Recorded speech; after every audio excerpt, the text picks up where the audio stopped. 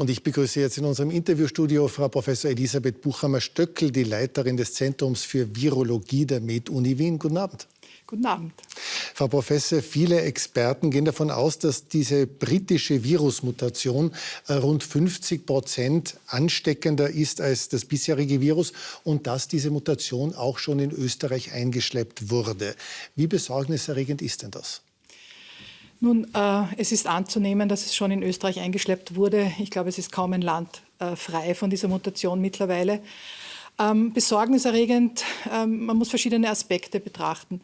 Ein Aspekt ist zum Beispiel der, wie infektiös ist das Virus. Es scheint infektiöser zu sein als das wir bis jetzt kennen. Das Zweite ist die Frage, stimmt die Impfung überein mit dem Stamm? Also schützt die Impfung auch gegen diesen Stamm? Das bejahen derzeit alle Experten. Und daher ist das wahrscheinlich auch nicht das große Thema. Und außerdem ist die Frage, ist die Diagnostik entsprechend? Erfassen wir alle mit der PCR? Da gibt es einzelne Tests, die aber Gott sei Dank in Österreich sehr selten sind, die diese Mutation nicht erfassen. Aber in Österreich scheint das kein Problem zu sein. Aber alle Labors schauen jetzt gerade nach und klären ab, wie ihre PCR-Systeme funktionieren. Gut, jetzt könnte es ja zwei Probleme geben. Zum einen, wenn das Virus wirklich um 50% ansteckender ist, das würde ja diese berühmte Reproduktionszahl deutlich hinaufschnellen lassen und würde bedeuten, dass es noch viel länger dauert, die Infektionszahl nach unten zu bringen. Und zum anderen gibt es Berichte, dass diese Mutation vor allem Kinder und Jugendliche leichter infizieren soll als die bisherigen Virusversionen. Ist da was dran? Es scheint so zu sein, dass es also deutlich infektiöser ist. Das sagen auch die britischen Kollegen mittlerweile, haben also von 70 auf 56% runter diskutiert, aber das ist auch eine sehr deutliche Steigerung. Im Prinzip gilt aber dasselbe für die neue Mutation oder die neue Virusvariante wie für die alte. Abstand halten, Masken tragen hilft auch gegen Infektion mit der neuen Variante und daher ist diese Strategie eben dieser Maßnahmen nicht zu ändern eigentlich. Könnte es bei Kindern und Jugendlichen ansteckender sein als das Virus, das wir bisher kennen? Möglicherweise, aber ich glaube, das ist noch nicht sicher genug. Es ist das Gleiche auch mit der südafrikanischen Variante, wo man auch sagt, dass es vor allem Kinder, Jugendliche mehr betrifft als die alten Varianten. Aber da fehlen noch die genauen Daten. Jetzt liegen wir ja in Österreich bei den aktuellen Zahlen beim 7-Tage-Durchschnitt noch immer bei rund 2000 Neuinfektionen täglich, bei relativ wenigen Tests in den letzten Tagen. Und da sind jetzt die Neuinfektionen wegen der erlaubten Weihnachtsfeiern und der nicht erlaubten Silvesterfeiern ja noch gar nicht drin. Wie sehr beunruhigt Sie das? Ja, es zieht sich ein bisschen der Abfall, wobei ich glaube, dass also dieser mangelnde Abfall, den wir in den letzten Tagen sehen, schon bereits auf Weihnachten und vor Weihnachten zurückzuführen ist und ab dem 26. erst dann wieder der strenge Lockdown war und man noch ein bisschen zu früh ist, um das wirklich dann zu sehen. Aber ich glaube, nächste Woche müsste sich zeigen, ob der strenge Lockdown dann ab dem 26. greift. SPÖ-Chefin Randy Wagner, die ja Infektiologin ist, hat heute gesagt, wenn die Neuinfektionen bis Ende nächster Woche nicht stabil unter 1000 sind täglich, dann brauchen wir über Lockerungen gar nicht erst nachzudenken. Sehen Sie das ähnlich? Es hängt auf jeden Fall von den Zahlen ab. Ich glaube, es ist noch zu früh, um zu modellieren, wie es am 18. Jänner sein wird. Aber es muss eine Zahl erreicht werden und die Zahl, wir gehen von dieser 50, also von dieser 7-Tage-Inzidenz von 50 aus, dass der Grenzwert, der absolute Grenzwert eigentlich immer definiert wurde in Deutschland, aber auch in Österreich. Wir sind jetzt bei 160, glaube ich, in etwa.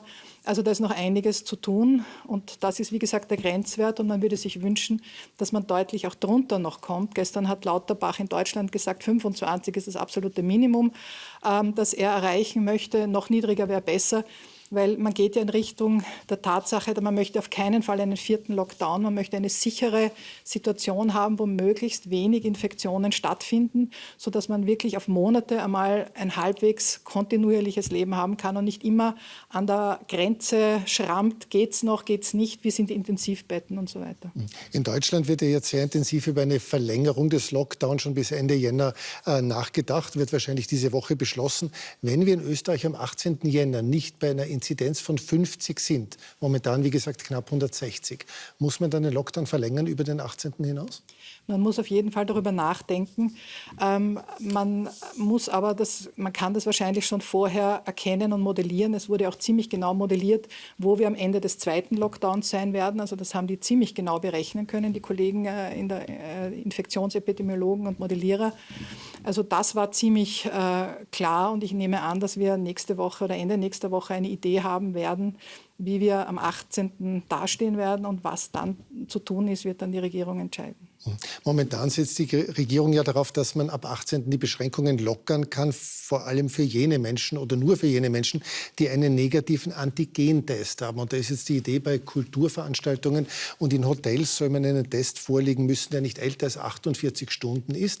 Aber in der Gastronomie soll auch ein Test reichen, ein Antigentest, der bis zu einer Woche alt ist. Aber welche Aussagekraft hat denn ein Antigentest, der eine Woche alt ist?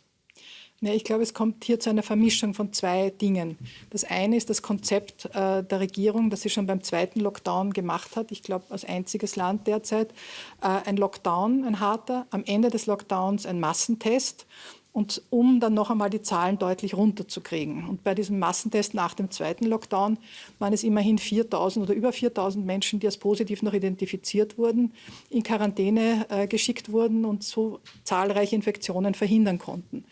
Und dasselbe hat sich die Regierung offenbar auch für den dritten Lockdown jetzt vorgenommen und möchte den mit einem Massentest beenden und wollte, soweit ich das einschätzen kann, das mit irgendeiner Belohnung verknüpfen, dass wenn man auch tatsächlich zu diesem Massentest geht, dann auch einen Vorteil davon hat.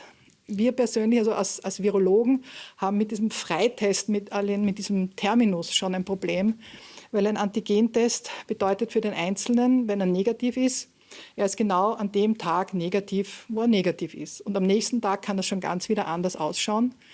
Das heißt, die Konzepte, wo man sich also denkt, unmittelbar vor einer Veranstaltung mache ich Antigentests, so wie zum Beispiel bei der Wirtschaftsuniversität am ersten Tag, das macht Sinn, weil man kurz vorher positiv oder negativ ist und hoffentlich negativ und dann sicher kein Superspreader ist mit hoher Wahrscheinlichkeit. Aber über Tage kann man das nicht sagen. Und ich glaube, das ist allgemein bekannt. Und dementsprechend ist die Situation, was die Antigentests betrifft. Das heißt, ein 48 Stunden alter Test oder gar ein eine Woche alter Test ist möglicherweise eine geeignete Belohnung, um zum Test zu gehen, aber virologisch nicht sinnvoll, um Ansteckungen in einem Gasthaus oder in einem Theater zu verhindern. Wenn Sie es so auf den Punkt bringen wollen, ja. Jetzt liegt ja die ganz große Hoffnung auf den Impfungen, die in Österreich und vielen anderen Ländern ja sehr viel langsamer beginnen, als sich viele Menschen wünschen würden. Deswegen gibt es jetzt die Idee, die in Großbritannien jetzt auch umgesetzt wird, dass man möglichst viele Menschen mal nur einmal impft und die vorgesehene zweite Impfung nach 2 oder 3 Wochen mal rausschiebt um ein paar Wochen oder Monate. Damit könnte man doppelt so viele Menschen mal gleich am Anfang impfen. Ist das sinnvoll? Und es ist eine Möglichkeit. Es gibt halt klare Studien, die auf 2 Dosisgaben basieren. Im Prinzip ist es so, man gibt bei fast allen Impfungen oft oder bei den meisten Impfungen eine zweite Dosis, weil die erste Dosis holt sozusagen die Immunantwort hervor und die zweite Dosis etwas später macht nochmal einen Boost und verstärkt sie nochmal. Jetzt gab es schon erste Berichte, dass auch möglicherweise bei dem BioNTech-Impfstoff bei der ersten Dosis schon eine sehr gute Immunantwort hervorgerufen wurde. Laut Zulassung, glaube ich, sind 2 Impfungen verpflichtend. Man kann aber off-label natürlich versuchen, mit einer Impfung möglichst viele, zumindest großteils zu schützen, um dieser neuen Variante und Mutante zuvorzukommen. Das ist eine Möglichkeit. Ja. Wäre das gescheit, solange es nicht genügend Impfstoff gibt? Ja, aber es muss unbedingt begleitet werden durch Beobachtungen, durch Antikörpertests, um zu sehen, ob das auch wirklich funktioniert. Jetzt gibt es ja in der EU erst einen zugelassenen Impfstoff, den von BioNTech Pfizer. Nächste Woche wird voraussichtlich der sehr ähnliche moderner Impfstoff zugelassen. Aber auf den dritten Impfstoff von AstraZeneca muss man in der EU wohl noch mindestens zur Zulassung bis Februar warten. Jetzt hat Österreich von dem ganz besonders viel bestellt, auch weil er sehr einfach in der Anwendung sein wird. Man muss ihn nämlich nicht so extrem runterkühlen. In Großbritannien wurde der schon zugelassen, in Indien und Brasilien heute auch. Und jetzt fordern einige Experten, darunter auch Ihr Kollege Christian Drosten, die EU soll die Zulassung beschleunigen. Wäre das sinnvoll? Nun, man kann sich das wünschen, aber es ist eine Behörde, die also gründlich prüft und, glaube ich, derzeit keinerlei Zeitverzögerungen macht, die nicht unbedingt notwendig sind. Und ich glaube, es macht schon Sinn, auch abzuwarten, bis dann wirklich eine Zulassung da ist, weil dazu hat man die Behörden, dass sie das wirklich genau prüfen. Es sind nach wie vor viele Menschen skeptisch, was diese Impfungen betrifft. Und da hat jetzt heute der steirische Landeshauptmann Schützenhöfer vorgeschlagen, Politiker sollten sich möglichst schnell impfen lassen, um zu demonstrieren, dass die Impfung ungefährlich ist. Halten Sie das für eine gute Idee? Ja, ich weiß nicht, das ist immer so ein Grenzgang. Einerseits soll man zeigen, dass man keine Angst hat und sich impfen lässt. Andererseits möchte man aber nicht den wirklich Bedürftigen, nämlich den alten Menschen in den Pflegeheimen, die ganz vorne dran sind, die Impfung wegnehmen. Also insofern ist es wohl ein Grenzgang.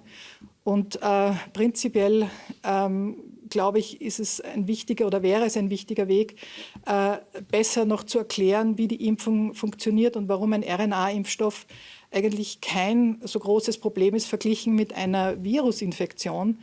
Denn ich glaube, und das fällt mir immer wieder auf, auch wenn ich mit Freunden spreche, dass die Vorstellung einer Wildvirusinfektion nicht vorhanden ist, weil da passiert Folgendes: Ein Virus tritt in eine Zelle ein, lässt dort die Virus-RNA frei und man hat unglaublich viel Virus-RNA in der infizierten Zelle, die neu gebildet wird und so weiter.